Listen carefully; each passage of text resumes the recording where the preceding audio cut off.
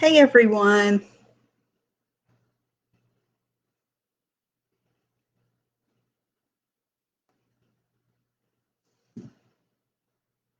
Hey everyone. It's Shay. Okay. I don't know what's going on. My computer's doing something weird. Hang on.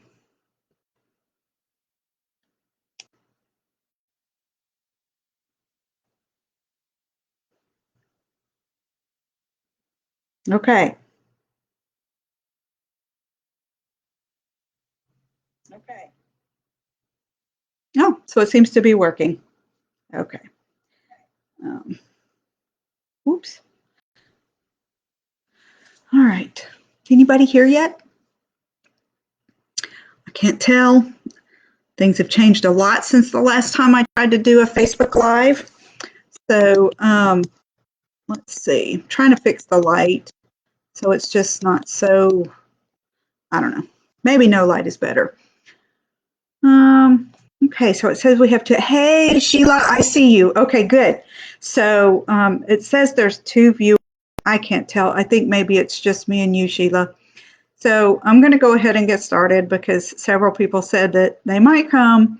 I don't know if they will come. They can catch the replay. Anyway, so I just sort of wanted to think about or talk about I thought about headaches because, again, this week has been really bad. Hang on, my balls are falling off the table. Because this week's been really bad. I haven't been able to work and I'm making myself crazy. And I thought, well, I'd been asked for a little class on headaches. And I thought, well, okay, let's see what we've got. So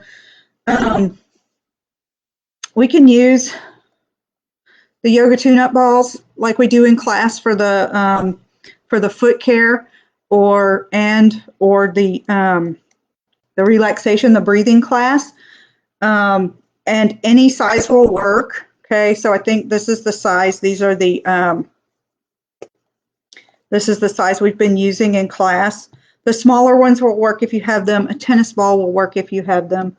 I like the yoga tune-up balls because they're a little bit grippy and because they'll grip into the skin and you can kind of drag the skin with them.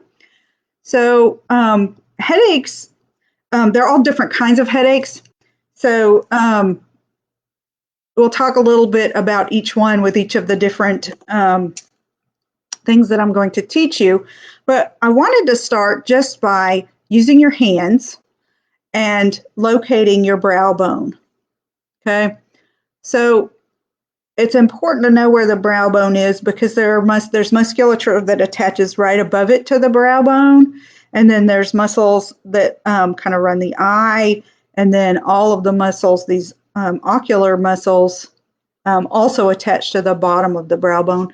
So it's kind of an important place that we know where it is. And one of the things that I find with sinus headaches is that if you use your thumb and you come in and you kind of palpate the bottom of the brow bone, you start close to the nose, and you come out, you're going to find a divot on each side. And this is a really good place. The sinus drainage, a lot of sinus pressure builds up in here, and you can do circles with your thumbs here. And it feels, well, it kind of hurts if you've got sinus things going on, but it does help eventually kind of get things moving in there. And that's a really good place to kind of start if you're sinusy and headachy. And then the next place we're going to do is kind of go right in that divot, but bring your index finger up above your eyebrow and just give it a good squeeze.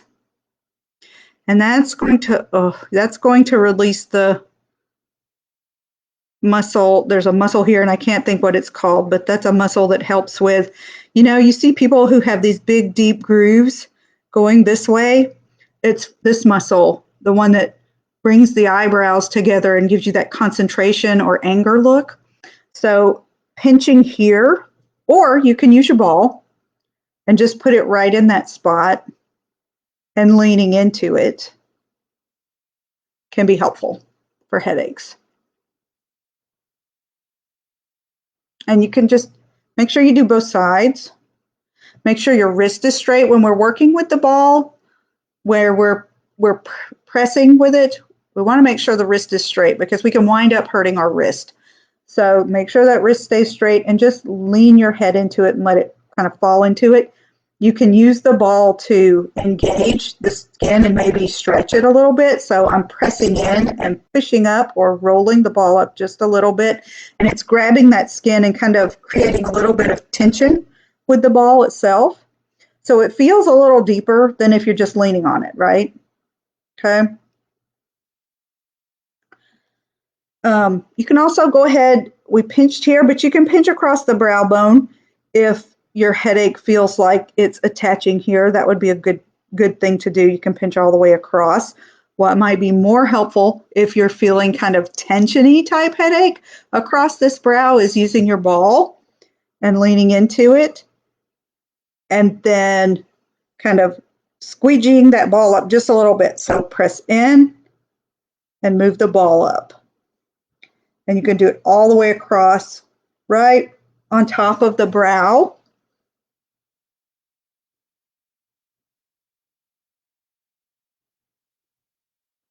Okay, and then you can go all the way up to the hairline and maybe even above the hairline if your ball doesn't start to slip. So my hair is so fine, the ball won't grab it through my hair. But working essentially from just above the brow bone to your hairline here. This whole area is a muscle, right? It's this muscle, the muscle that brings your eyebrows up. Some people actually have enough control that they can rotate their scalp like this. I've seen people that can do that. But that's this muscle. And you can also sink in and twist, rotate. That's one way to kind of gather tissue and help give some relief to tissue that's really bound up here. And so you can do it both ways, twisting either way on either side or both sides, however much time you have and that you want to commit to it. Okay, so that kind of gets us here across the forehead and above the eyes here. So let's think about this all, people are always rubbing their temples when their head's hurting. And when you get a massage, you want your therapist to be working in there. So we can use our ball. If you don't have a ball or if the ball is too much, you can just use your hands, okay, your fingers or the ball of your heel. So locate where your temple is. And when I say temple, I'm talking about the soft part. It's that just soft round place. And we're just going to gently lean into it, again, keeping this wrist straight. So, yeah, the twisting's really nice, Sheila. I like it too. It gathers that tissue up and it just gives more tension to the tissue so that the attachments all around it can release. So we're going to lean in here at our temple, being really gentle. And then I want you to think about nodding. Or you can say no. If that's not really doing for you, you can do that twist and drag. And also think about that bony outline around that soft place. And think about putting the ball right on the bony outline. And then you can lean in and drag or lean in and twist, whatever works for you. You can lean in, drag, or twist, and then do the nodding or the knowing. Oh, that feels good. And it's going to be different on everybody depending on kind of what kind of tension patterns you have in your musculature in your head. So work all around that area, kind of all above the cheekbone as well, right here, this area above the cheekbone. You can also do this laying down. Get like a yoga block and put the ball on top of the yoga block and then lay on it. That can be a lot more intense. So I like to start sitting at the table or standing against the wall. You can do it against the wall. It's a little more difficult to control the ball, but that's it. So you can do both sides. And make sure we get up above the temple. So you've got this temple area, but there's muscle. I know you've seen pictures. There's muscle all up the side of the head that looks like a fan. It looks sort of like this. And this is the muscle. It helps with chewing, right? So if you're chewing something that's really hard to chew, you are really using all this musculature up here. So make sure you just take the ball and you can roll up through that area. And if it feels good, you can do that several times. If it's doing nothing for you, then just move on. And then we'll do both sides. I'm not going to do both sides. Well, maybe I'm going to do a little bit of both sides. But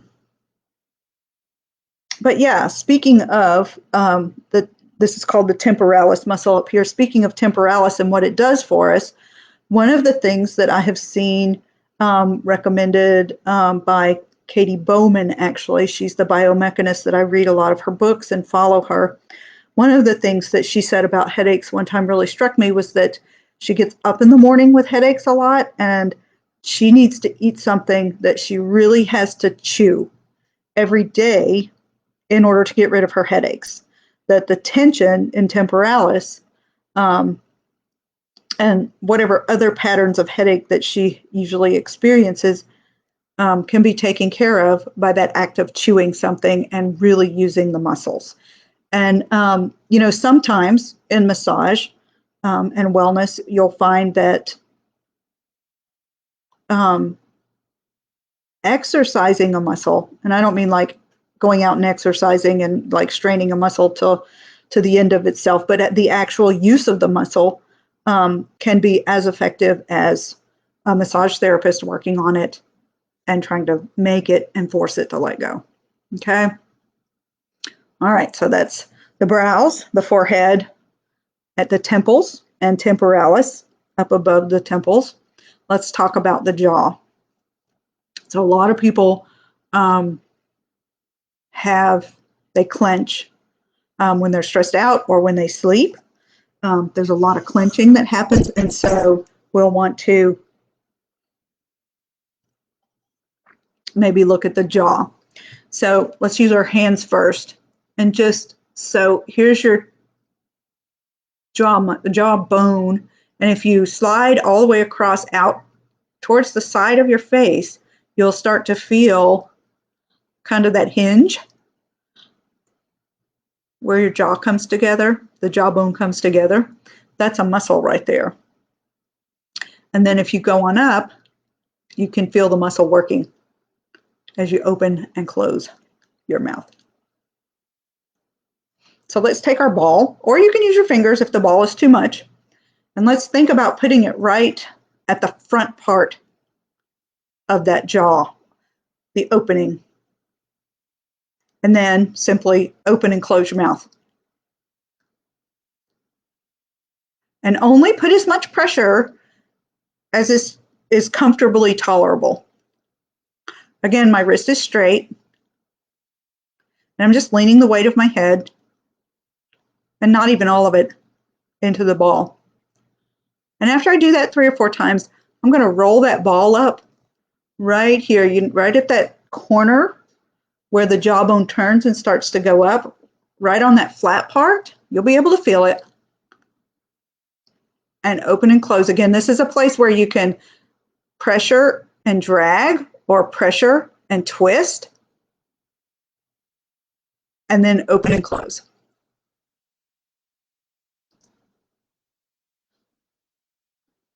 Okay. Then I'm going to do the other side. So right where that muscle, the front facing part of the masseter muscle. Okay, and then I'm going to come out to the side.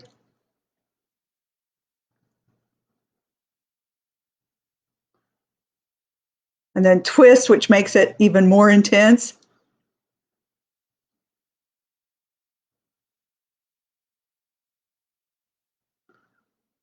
And you can work it around if it feels like you're not quite in the wrong place, just move it and find the right place, and then you can move, or you can just stay there for a moment until the muscle melts or the pain starts to dissipate, the tension starts to dissipate. There never should really be a lot of pain.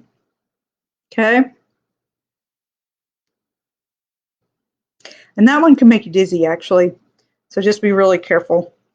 Make sure you're sitting down while you do this, or laying down. Again, this is another one you could do laying down. Put the ball on a yoga block and lay down on it. Again, can be much, much more intense than what we're doing here. Yeah. So after that, really the only other place that I would say that we needed to look at is the occiput, which is the place where your skull runs into your neck. And that's where you always feel like, oh, I really need a massage there. And the way we can massage this is with your toted balls. And you bring it back and you put it right at the base of the skull. And you can lean back here. This one really is better if you're laying down. So we're going to lay down on the floor. You can put these on a yoga block or directly on the floor. It just sort of depends on how you're built. And just lay back over it. And you can nod yes or no, yes, and then no. And that will help with this occiput. If you roll around to the side of the occiput, you'll feel another place that might feel really good to you. So same thing, yes and no, whatever works to get in there. That's really a lot of tension on me. Sheila, that was a lot of tension in your jaw. Yes, it's amazing how much tension we carry in our jaws. And it's amazing how many headaches and how they contribute to headaches. So, okay. So brows, jaw, occiput, and this side part of the occiput, which is technically called something else, but we'll just pretend it's also part of the occiput for today.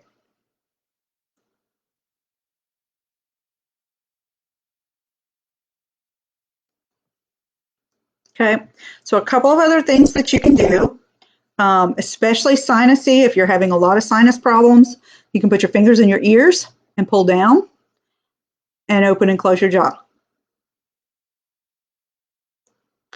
And that can help with drainage. Sometimes it will actually open the eustachian tubes if you're having sinus drainage in there. Hair pulling, and I don't mean the kind like catfight hair pulling. I mean just very gently getting into your hair and giving it a little bit of a pull. And you can do a sustained pull. And hair pulling can actually help relax the whole of the skull.